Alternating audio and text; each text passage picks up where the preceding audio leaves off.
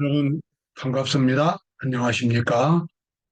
오늘은 성경의 예언 가운데서 천년기라고 하는 중요한 내용을 공부해 보도록 하겠습니다. 하나님께서 이 세상을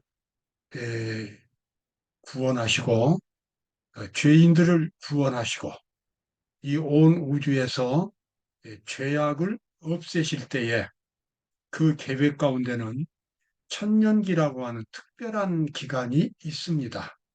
1천년의 기간 동안인데요. 이 기간이 중간에 있어가지고 천년기 전의 사건과 천년기 후의 사건들로 나누어집니다.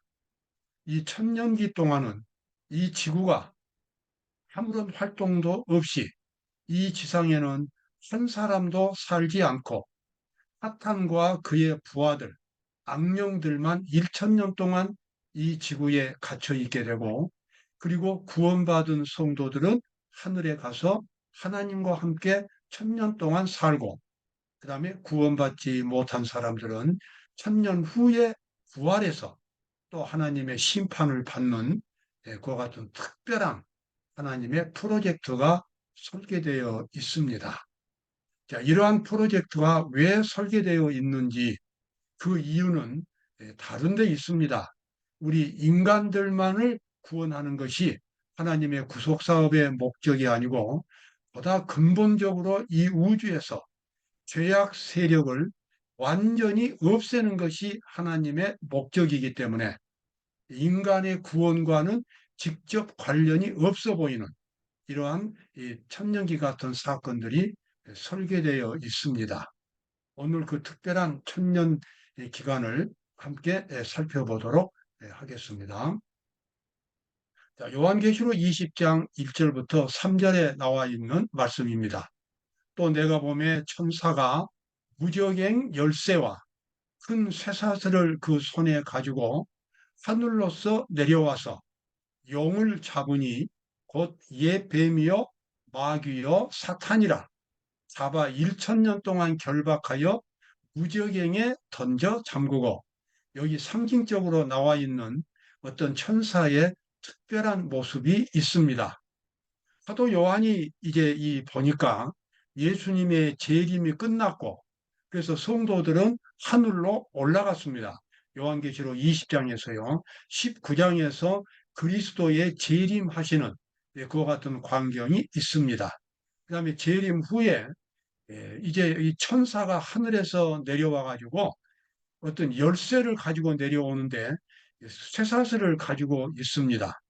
그리고 이 용을 잡습니다. 근데 이게 다 이제 상징입니다. 뭔가를 하나님께서 우리에게 보여주시는데 아주 분명하게 보여주기 위해서 이런 이 상징들을 사용하시는데요.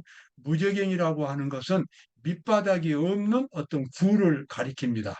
그래서 공포의 대상을 상징적으로 표현할 때 무저갱을 무저갱이라는 단어를 씁니다.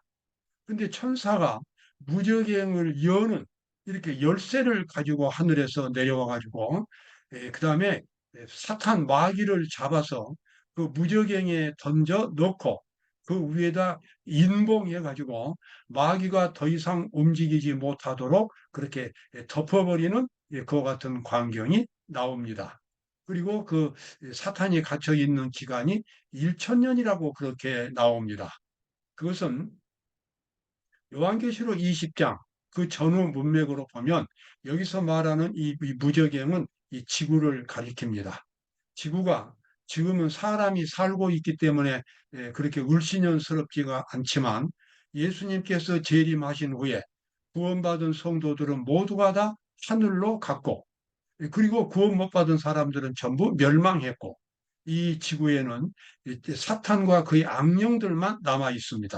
그래서 사탄과 악령들이 이제는 이 환경, 이 지구라고 하는 환경 속에 갇혀 있어가지고 더 이상 다른 별 세계로 활동할 수가 없습니다.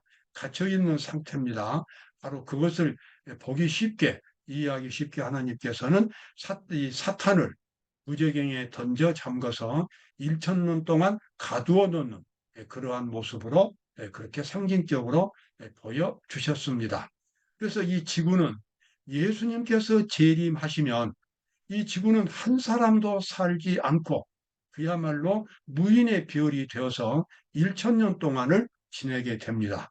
바로 그것이 성경이 말하는 천년기가 되겠습니다. 그때 천년기 전에 하늘로 올라간 사람들은 하늘에서 이제 생활을 합니다. 또 내가 보좌들을 보니 거기 앉은 자들이 있어 심판하는 권세를 받았더라. 그리스도로 더불어 천년 동안 왕 노릇한다. 요한계시록 20장 4절에 나와 있습니다. 하늘에 올라간 성도들은 이제 심판을 한다고 나옵니다. 여기 나와 있는 심판은 구원받고 못 받은 사람들을 결정하는 그런 심판이 아니라 왜 하나님께서 우리들은 구원하셨고 다른 사람들은 구원을 못 받아야 했는지, 왜 어떤 사람들은 그렇게 열심히 신앙생활을 했는데도 천국에 와 있고 어떤 사람들은 신앙의 빛이 별로 보이지 않았는데도 천국에 와 있다면 하늘에 올라간 성도들 마음속에는 의문이 들 것입니다. 그러한 의문들을 다 해결할 수 있는, 그래서 왜 악인들이 멸망받아야 하는지 그 모든 기록들을 살피는 것이 여기 나와 있는 심판하는 권세를 받았다고 하는 그런 내용이 되겠습니다. 하나님께서 이 우주에서 죄악 세력을 완전히 없앨 때에 그 어디에도 불공평하거나 불이나 어떤 숨겨둔 비밀이 없어야 합니다. 모든 죄악들은 다 드러나야 하고, 그리고 구원받고 못 받는 것은 확실하게 그 증거들이 있어야만 하는 것입니다. 그러한 증거들을 확인하는 것이 바로 이 1천년의 기간이 되겠습니다. 1천년 기간을 중심으로 해서 1천년 기간 이전의 사건과 이후의 사건들로 이제 구분될 수 있습니다. 먼저 천년기 이전의 사건들은 첫 번째는 하늘에서 심판이 시작됩니다. 요한계시록 14장 7절에 나오는데요. 그것은 1844년 10월 22일 이후로 하늘에서 심판이 시작되었고 그 심판의 기별이 세 천사의 기별입니다. 그리고 이 세 천사의 기별을 하늘에서 심판이 시작되었다는 기별을 온 세상에 전파하는 사람들이 요한계시록에 나오는 그 주인공들 14만 4천 명, 즉 제7일 안식일 예수 재림 교인들이 되겠습니다. 그리고 이제 예수님께서 재림하시기 전에 구원받은 사람들에게 인을 치는 일이 나옵니다. 인침과 또 짐승의 표 이렇게 구분이 되는데 인침이라고 하는 것은 하나님의 형상을 가리킵니다. 이것은 어떤 지식이나 어떤 교파나 어떤 그런 어떤 조직이 아닙니다. 많은 사람들이 이 짐승의 표나 하나님의 인을 어떤 외부에 있는 어떤 상징이나 어떤 제도로 해석하는데 잘못된 것입니다. 하나님의 인침을 받는다고 하는 것은 그 사람의 정신 속에 하나님의 형상이 만들어지는 것을 의미합니다. 짐승의 표를 받는다고 하는 것은 그것은 하나님의 인을 받지 못한 죄인의 상태 그대로 남아있는 것이 바로 짐승의 표를 받는 것입니다. 그래서 가장 중요한 것은 구원받고 못 받는 데 있어서 가장 중요한 것은 그 사람의 인격과 정신이지 어떤 성경의 지식이나 교파 문제가 아닌 것입니다. 그래서 또 세 번째, 천년기 전에 일어난 사건들은 늦은비 성령과 세천사 기별, 세천사 기별은 하나님의 심판의 기별이 전파되는 것입니다. 또 네 번째는 칠지양이 날입니다. 이제 하늘에서 심판이 진행되다가 모든 사람의 운명을 결정하는 심판이 맞춰지면 예수님께서 이 땅에 다시 오시기 전에 심판이 맞춰지면 예수님께서는 구원받은 사람들을 데려오기 위하여 이 땅에 오시는데 그 기간이 조금 걸립니다. 하나님께서 그 기간을 칠재앙 기간이라고 말씀하셨고 하나님의 자비가 섞이지 않는 재앙이 마지막으로 이 땅에 따르게 됩니다.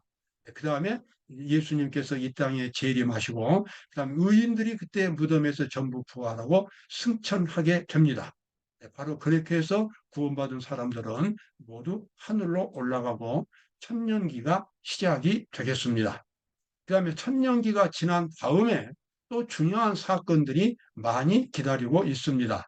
그리스도와 성도들이 지구로 다시 내려옵니다. 그리고 새 예루살렘 성과 성이 이 지구로 내려오고 먼저 내려왔던 성도들이 예루살렘 성 안으로 들어가게 됩니다. 그래서 이 세상에는 이제 중대한 일, 악인들에 대한, 사탄에 대한 심판이 이제 시작이 됩니다. 그 다음에 악인들이 부활합니다. 여러분, 악인들이 부활하는 것 매우 이상하지요. 예, 구원받은 사람들은 부활이 필요하겠지만 멸망받을 사람들에게 왜 부활을 해야 하는가? 그러나 예수님은 분명하게 선한 일을 행한 자는 생명의 부활로, 악한 일을 행한 자는 사탄의 부활로 나오리라고 말씀을 하셨습니다. 그래서 악인들이 다시 부활하게 됩니다. 그 이유는 이 우주에서 악을 전부 없애야 하고 왜 구원받아야 하는지, 왜 멸망받아야만 되는지 그 모든 이유들이 다 밝혀져야 하기 때문에 악인들이 부활하게 됩니다. 그 다음에 악인들이 부활하면 지금까지 한 사람도 살지 않았던 이 지구가 인구로 다 이제 빡빡하게 됩니다. 그러면 사탄은 악인들을 동원해서 하늘에서 내려온 예루살렘과 성 안에 들어있는 예수님과 성도들을 이제 공격하기 시작합니다. 이 지상 최후의 전쟁이 이제 천년기 후에 일어나게 됩니다. 그때 이 성 안에서는 그리스도의 보좌가 높이 올라가게 되고 예수님께서 우주의 왕으로서 등극하는 일이 진행됩니다. 그리고 공중에는 지금까지 하나님께서 구속 사업을 어떻게 진행하셨는지 그 모든 하나님의 구속 사업의 역사가 전개가 됩니다. 그 다음에 구원받은 사람과 구원 못 받은 사람들의 그런 개인적인 역사도 하늘에 전부 공개가 됩니다. 그래서 왜 구원받아야 하는지, 왜 구원 못 받아야 하는지, 구원받은 사람과 구원 못 받은 사람들의 차이가 무엇인지, 그 본질이 무엇인지가 온 하늘에 다 공개가 됩니다. 바로 이것이 천년기 후에 있는 심판의 모습입니다. 마침내 이제 그러한 하나님의 심판이 끝나고 예수님께서 우주의 왕으로 등극하신 후에는 이제 드디어 하늘에서 불이 내려와서 사탄과 악인들을 소멸하게 되고 그 다음에 그 소멸이 끝나면 신천지가 창조됩니다. 새하늘과 새 땅이 창조되어서 더 이상 이제 죄가 없는, 더 이상 슬픔과 고통과 죽음이 없는 영원한 세상이 이 우주에서 이제 시작이 되겠습니다. 이렇게 함으로써 하나님의 모든 구속 사업은 다 마쳐지게 됩니다. 이것이 바로 천년기를 중심으로 해서 있는 하나님의 중요한 계획들입니다. 여러분, 이 천년기 사건을 보면서 어떤 생각이 듭니까? 예, 아주 엄숙한 생각이 듭니다. 우리 인생에게 있어서 비밀은 없다고 하는 것입니다.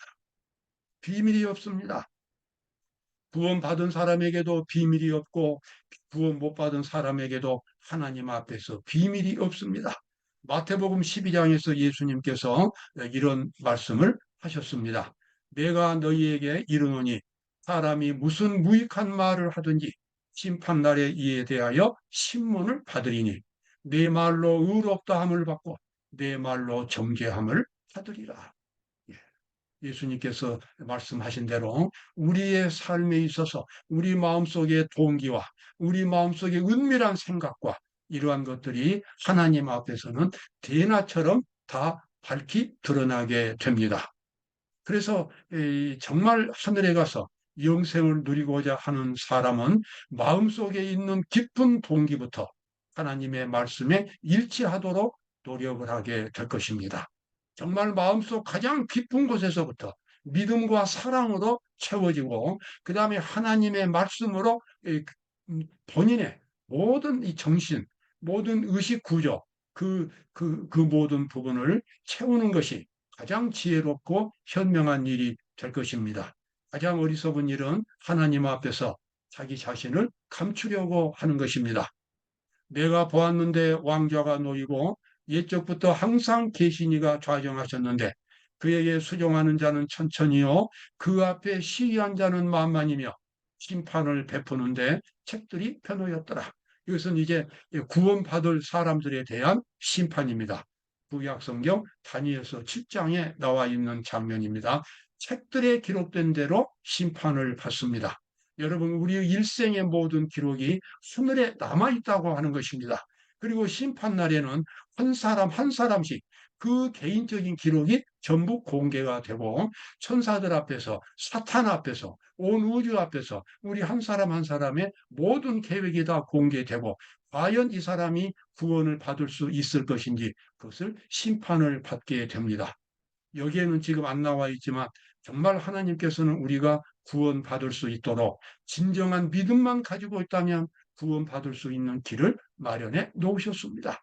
바로 그것은 우리의 품성이나 우리의 행위가 완전해서 구원받는 것이 아니라 완전한 행위, 완전한 순종을 목표로 한 그와 같은 믿음 때문에 구원을 받는다고 하는 것입니다.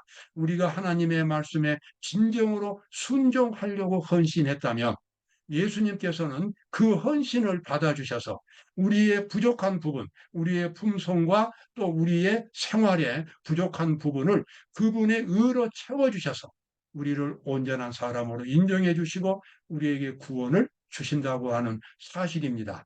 그래서 믿음으로 말미암아 구원받는다는 진정한 의미가 바로 그런 의미가 되겠습니다.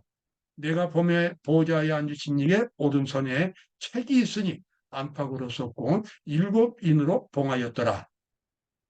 성경 가운데서 우리가 하나님의 보좌 앞에 들어가고 그리고 하나님 앞에서 생활하는 우리가 하늘 성소에 들어가서 생활한다고 하는 가장 장엄한 모습이 요한계시록 5장에 나와 있습니다.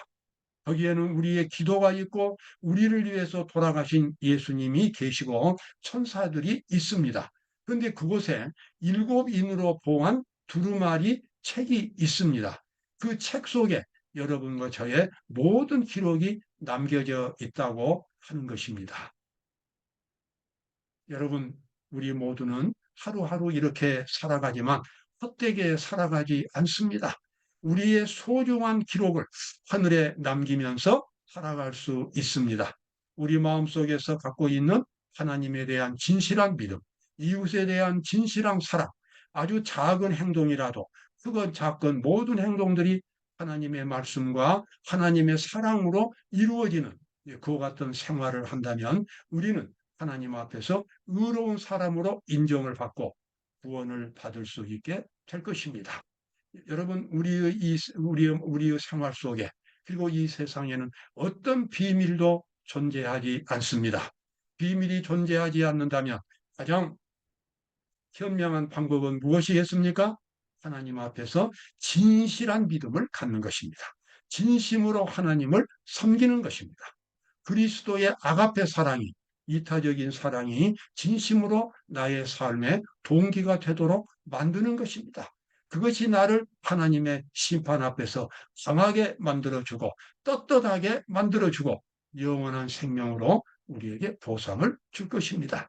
여러분, 오늘도 기쁨이 넘치는 하루가 되시기를 바라겠습니다. 감사합니다.